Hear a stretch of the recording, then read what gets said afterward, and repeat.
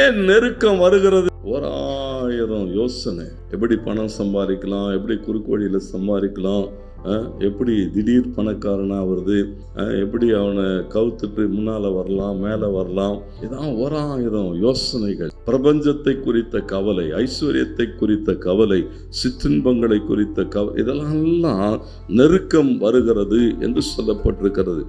ஏன்னா எல்லா வகையிலும் ஆண்டவருடைய பிள்ளைகள் என்ன செய்யணும்னு சொன்னா, ஒவ்வொரு நாளும் தேவனை சார்ந்து கொள்ளுகிற போது நெருக்கம் எப்போ வரும், எப்போ உபத்திரம் வரும், ஒன்றும் யாருக்கும் தெரியாது. எப்போ வேணா யாருக்கு வேணா என்ன செய்யலாம்.